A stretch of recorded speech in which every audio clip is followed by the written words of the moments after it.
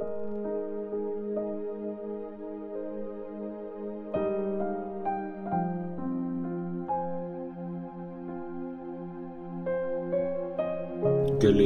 chapter 2. Si Paul at ang ibang mga apostles. After 14 years, bumalik ako sa Jerusalem kasama si Barnabas at sinama ko rin si Titus. Nireveal kasi sa akin ng Diyos na dapat pumunta ako doon. Nagkaroon ng private meeting. Tapos, doon ko in-explain sa mga leaders sa Jerusalem ang magandang balita na pinipreach ko sa mga Gentiles. Ayoko kasing mawalan ng kwenta yung mga ginagawa ko ngayon at yung mga nagawa ko na. Si Titus nga nakasama kong pumunta doon. Greek siya ha, pero di nila pinilit magpatuli. Pero yung iba, gusto siyang ipatuli. Meron kasing mga sumali sa grupo namin para mag-spy.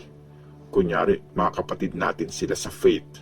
Yun pala, gusto lang nilang malaman kung bakit hindi na under ng Jewish law ang mga taong na kay Christ.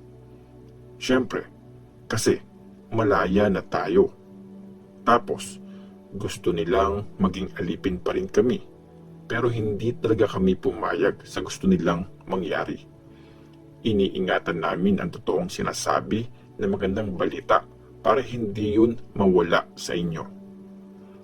Wala namang dinagdag ang mga kinikilalang leaders sa Jerusalem sa mensaheng pinipreach ko. Sa totoo lang, hindi importante sa akin kung sino sila. Wala namang paborito ang Diyos. Nirecognize pa nga nila na pinagkatiwalaan ako ng Diyos para i-preach ang gospel sa mga Gentiles. At si Peter naman ang pinagkatiwalaang mag-preach sa mga Jews. Ang Diyos ang nag-assign kay Peter bilang apostle para sa mga Jews at siya rin ang nag-assign sa akin para sa mga Gentiles. Nirecognize nila James, Peter at John na binigay talaga sa akin ng Diyos ang ministry na to. Silang tatlo yung mga kinikilalang leaders ng church. Kinamayan pa nga nila kami ni Barnabas bilang sign na partners nila kami sa ministry. Napagkasunduan din na kami ni Barnabas ang pupunta sa mga Gentiles at sila naman sa mga Jews. Ang request lang nila, lagi kaming maging concerned sa mga mahihirap at yun naman talaga ang gusto kong ginagawa. Pinagalitan ni Paul si Peter. Nung bumisita si Peter sa Antioch, pinagalitan ko siya sa harap ng mga tao. Maling-mali kasi siya. Paano ba naman nung di pa dumadating yung mga taong pinapunta ni James doon? Kumakain pa siya kasama ng mga Gentiles. Pero dumating na sila. Lumayo si Peter sa mga Gentiles at hindi na siya kumain kasama nila. Natakot kasi siya sa mga Jews na nagsasabing dapat pa rin magpatuli ang mga Gentiles. Gumaya tuloy sa kaplastikan ni Peter ang ibang mga Jews. Pati si Barnabas, napagaya na din. Hindi consistent yung ginagawa nila sa totoong mensahe na magandang balita. Kaya nung nakita ko yun, pinagsabihan ko talaga si Peter sa harap nilang lahat. Sabi ko, ikaw nga Jew ka, pero kung mamuhay ka, parang di ka naman Jew. Para kang Gentile. Bakit mo pinipilit yung mga Gentiles na mamuhay na parang Jew? Naligtas dahil sa pananampalataya.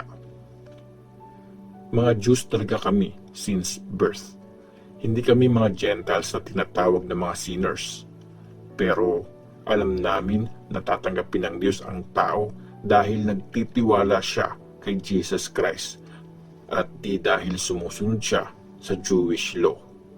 Kami rin, naniwala kami kay Christ Jesus para tanggapin kami ng Diyos dahil nagtiwala kami kay Christ at hindi dahil ginawa namin yung nasa law. Kasi nga, walang tinatanggap ang Diyos ng dahil lang sa pagsunod sa law. Pero kung sa pag-e-effort naming matanggap ng Diyos dahil sa pagtitiwala namin kay Christ, magmumukha kaming makasalanan, ibig sabihin ba nun, si Christ ang promotor ng kasalanan? Siyempre, hindi. Kung itatayo ko ulit yung mga bagay na winasak ko na, ibig sabihin, mali talaga yung ginawa ko nung una. Kung law ang pag-uusapan, di na ako nabubuhay para doon. Wala nang epekto yun sa akin. Ngayon, pwede na akong mabuhay para sa Diyos. Namatay na yung dating ako kasama ni Christ sa krus.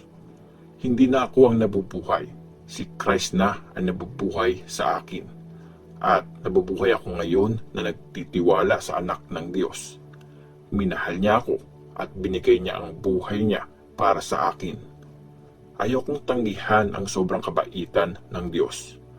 Kung pwedeng tanggapin ng Diyos ang isang tao dahil sumusunod siya sa law, walang kwenta ang pagkamatay ni Christ.